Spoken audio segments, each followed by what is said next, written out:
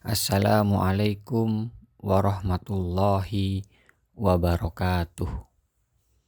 Alhamdulillahilladzi as'ada qawalibal asfiya'i bil mujahadah wa as'ada qulubal awliya'i bil musyahadah wa halla alsinatal mu'minina bidzikri wa jalla hawatiral arifina bil fikri.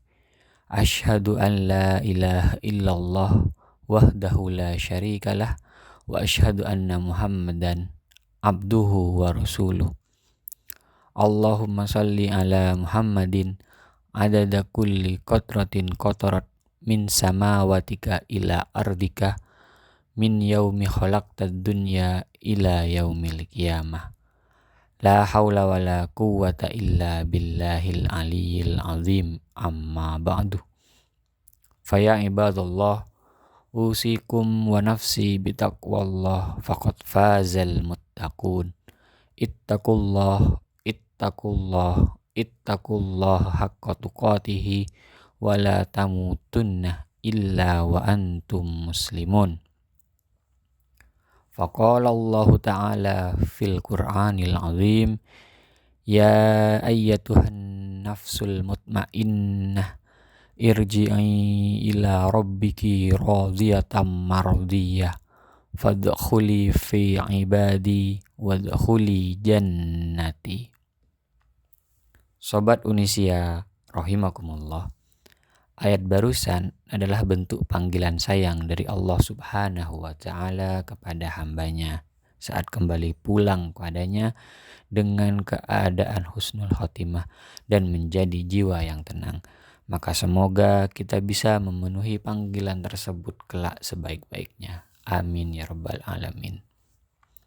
Ada satu istilah menarik untuk kita pelajari lebih jauh di penghujung surat Al-Fajr tersebut, Sobat Yunisia, yaitu nafsul mutmainnah.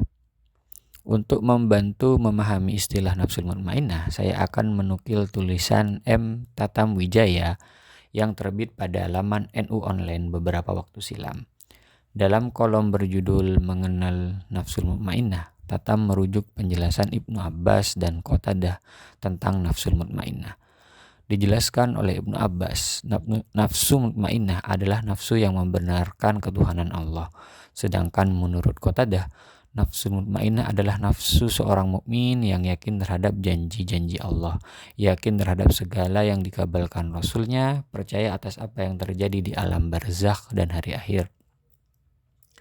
Karena yakinnya, ia melihat semua perkara yang dijanjikan Allah seakan-akan nyata dan berada di depan matanya. Tidak hanya itu, nafsul mutmainnah juga tenang dengan takdir Allah. Ia pasrah ridho terhadap segala ketentuannya, tak pernah mengeluh dan tergoyahkan keimanannya, tak pernah putus asa atas rahmat Allah, tak pernah terlena dan terbuai atas segala pemberian Allah. Kalau kita mau mengambil pemahaman paling sederhana tentang nafsul mutmainnah ini, Sobat Yunisia, maka kita dapat menyebutnya sebagai diri yang menyandarkan semuanya pada Allah. Pikiran kita isinya hanya tentang Allah, hanya tentang beribadah kepada Allah, menggantungkan segala harap kepada Allah. Tagline yang mungkin Sobat Unisia sering dengar adalah Allah dulu, Allah lagi, Allah terus. Maka intinya, fokus perhatian kita hanya Allah saja dan membuang hal lain yang tidak mendekatkan kita pada Allah. Sobat Unisia mungkin pernah melihat unggahan di media sosial seperti jangan bersandar kepada kaca, bersandarlah pada Tuhan yang Maha Kuasa, atau jangan pernah berharap pada manusia karena akan mengantarkan kita pada kecewa. Sejatinya pemahaman seperti ini adalah upaya dari hal-hal mendasar untuk menanamkan kebutuhan kita pada Allah Subhanahu wa ta'ala, dimulai dari yang paling prinsipil, yaitu cara pandang. Ada satu qaul dari Sayyidina Ali karramallahu wajhah yang berkaitan dengan tema kali ini. Utruk ma yuqalikuka wa yuhazinuka. Lepaskan segala sesuatu yang membuatmu stres dan sedih. Kata kolako yang berarti kegelisahan, dan hazanah yang berarti kesedihan, pada qaul tersebut biasanya merujuk pada hal yang memengaruhi kita secara psikologis. Kegelisahan dan kesedihan secara umum termasuk mu'anah, yaitu rasa sakit atau beban yang sifatnya psikologis. Beban-beban ini kemudian bisa menyebabkan manusia hanya jalan di tempat saja. Padahal perjalanan menuju Allah Subhanahu wa taala dan menjadi nafsul mutmainnah adalah perjalanan yang panjang dan banyak yang harus dilakukan. Dalam buku The Art of Letting Go karya Damon Zahariadis, ada 20 hal yang perlu dilepaskan dari diri kita agar terbebas dari penderitaan secara emosional atau psikis. 3 di antaranya adalah: 1. Kegagalan di masa lalu. Rasa bersalah yang muncul karena kita merasa bisa melakukan atau membuat keputusan yang lebih baik pada waktu itu. 2. Amarah. Suatu emosi negatif yang membuat kita kelelahan baik lahir maupun batin. 3. Keadaan yang tidak bisa diubah. Fokus pada hal-hal yang tidak bisa kita kontrol hanya membuat kita terhambat untuk maju. Damon juga memberikan penjelasan bahwa setidaknya ada 10 alasan untuk melepaskan hal-hal yang menahan hidup kita menjadi lebih baik. 3 di antaranya yaitu: 1. Pengembangan diri. Melepaskan sesuatu yang menghambat kita berarti ada satu langkah kecil untuk membuat diri kita lebih bertumbuh. 2. Peningkatan kesehatan mental. Mental yang sehat membuat hidup kita lebih baik. Yang 3, apresiasi untuk kebahagiaan yang lebih besar. Melepaskan hal-hal yang menghambat hidup kita membuat hari-hari yang kita jalani Sobat Indonesia menjadi lebih berarti. Sobat Indonesia, Islam memberikan kita solusi untuk bisa lepas dari hal-hal psikologis yang menghambat hidup. Salah satunya adalah dengan menerapkan zuhud. Zuhud memiliki beragam pengertian. Al-Manawi dalam kitabnya berjudul At-Ta'rifat menyebutkan beragam makna tentang zuhud. Ada yang memaknai zuhud adalah kurangnya ambisi terhadap sesuatu. Ada juga yang mengatakan meninggalkan kenikmatan dan syahwat dunia demi mendapatkan kenikmatan dan kelezatan akhirat. Lalu dalam kitab Subulus Salam, Syarah Bulughul Maram, disebutkan sebuah hadis tentang zuhud. Hadis tersebut diriwayatkan oleh At-Tirmizi dan Ibnu Majah. Hadis yang berasal dari Abu Dzar radhiyallahu anhu bahwa Rasulullah sallallahu alaihi wasallam pernah bersabda, "Az-zahadatu fid dunya laisat bitahrimil halali wala idaatil mali, walakinna az-zahadata fid dunya alla takuna bima fi yadaika awthaqa mimma fi yadillahi wa antakuna fi thawabil musibati idza anta usibta biha azghaba fiha law annaha ubqiyat laka." Zuhud terhadap dunia bukan berarti mengharamkan yang halal dan menyia-nyiakan harta, tetapi zuhud adalah kamu lebih baik mempercayai apa yang ada di tangan Allah daripada apa yang ada di tanganmu. Kamu menginginkan pahala musibah yang sedang menimpamu sehingga kamu ingin kalau musibah tetap menimpamu. Zuhud merupakan salah satu pokok ajaran tasawuf. Syekh Yusuf Khattar Muhammad dalam Al-Mawsu'ah Al-Yusufiyah fi Bayani Adillatis Sufiyah menjelaskan ada 5 pokok ajaran tasawuf. Salah satunya adalah at-tamassu' bil faqri wal iftikar, hidup zuhud dan selalu merasa butuh kepada Allah.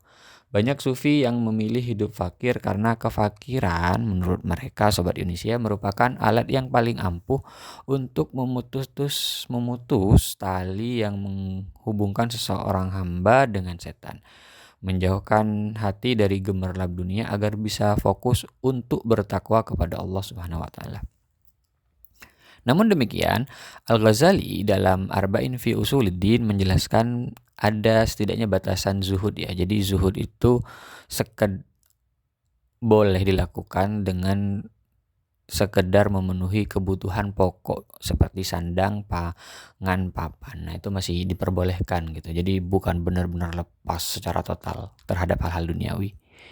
Banyak sufi sepakat bahwa zuhud adalah makom yang lebih tinggi daripada makom taubat. Untuk mencapai zuhud, beberapa ulama mengatakan bahwa seorang hamba harus melewati fase sabar, fakir, dan waro. Sobat Unisia yang dirahmati Allah, meski zuhud termasuk tingkatan hamba yang tinggi, kita bisa tetap berusaha untuk mencicipi hal tersebut. Dari beragam penjelasan zuhud yang telah disampaikan, pada intinya zuhud bertumpu atas skala prioritas, melepas satu fokus untuk fokus pada yang lain, melepaskan hal-hal yang bersifat duniawi untuk bisa fokus pada Allah Subhanahu wa Ta'ala. Zuhud pada dasarnya memang menyoroti perhatian kita atas hal-hal material, tetapi sejatinya keterikatan kita pada benda atau materi seringkali ada hubungannya dengan kondisi psikologis kita, ada keterikatan secara emosional seperti itu. Kita merasa gagal dan mengutuk diri ketika tidak memperoleh jabatan tertentu. Padahal Allah telah menyiapkan skenario yang lebih baik atau menjauhkan kita dari episode hidup yang buruk di masa mendatang. Kita merasa diabaikan oleh sekitar saat memiliki prestasi tertentu, padahal yang Allah nilai adalah ketakwaan kita. Kita merasa lemah saat tidak mampu membeli kendaraan atau gadget terbaru, padahal Allah tahu saat kita diberikan ujian tersebut, kita akan gagal dan menuju kekufuran. Oleh karena itu, Sobat Unisia sekalian, mari tetap berusaha fokus untuk siapa kita hidup di dunia ini. Bukankah tugas hamba hanyalah menyembah kepada Yang Maha Kuasa, hanyalah menyembah kepada Sang Holik? Puasa pada bulan Ramadan menjadi momen yang tepat bagi kita untuk belajar tentang zuhud dan memperkuatnya. Dalam sebuah hadis qudsi, Allah secara khusus menyebut tentang puasa. Kullu amal ibni adama lahu illa siyama fa innahu li wa ana ajzi bihi. Kullu amal ibni Adam, setiap perbuatan Ibnu Adam, maksudnya ibadah ya ini, lahu adalah bagi Adam, illa siam, kecuali puasa, fa innahu, sesungguhnya siam, puasa itu, li adalah untukku. Jadi puasa itu ibadah yang dilakukan untuk Allah. Wa ana ajzi bihi, lalu Allah sendiri yang akan membalasnya. Saat puasa kita melepas kelezatan makan minum untuk beribadah. Saat puasa kita melepaskan senangnya menggunjing untuk tetap menjaga pahala puasa. Saat berpuasa kita berusaha untuk senantiasa jauh dari nafsu-nafsu hormonal demi bisa menggapai kenikmatan hakiki yang kelak akan Allah berikan. Untuk menutup kultum ini, izinkan saya membacakan doa yang insya Allah dapat membantu kita jauh dari perkara dunia-dunia yang menyesakkan. Silakan Sobat Unisia apabila ingin mengamalkan doa ini. Bismillahirrahmanirrahim.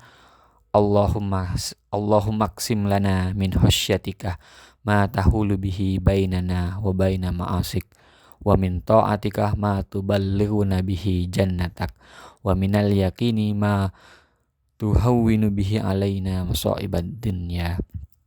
Allahumma matti'na bi asma'ina wa absarina wa quwwatina ma ahyaitana waj'alhul waritha minna waj'alhu tha'rona ala man zalamana wansurna ala man adana wala taj'al musibatana fi dinina wala taj'alid dunya akbar hammina wala mablagha ilmina wala tusallid alaina man la yarhamuna. Amin ya rabbal alamin. Sobat Unisia, demikian yang bisa saya sampaikan. Semoga ada hikmah yang dapat ditemukan pada kultum ini. Al-Fakir memohon maaf apabila terdapat kesalahan kata, makna, dan rujukan selama membersamai momen jelang buka puasa Sobat Unisia sekalian. Walafu minkum. Wassalamualaikum warahmatullahi wabarakatuh.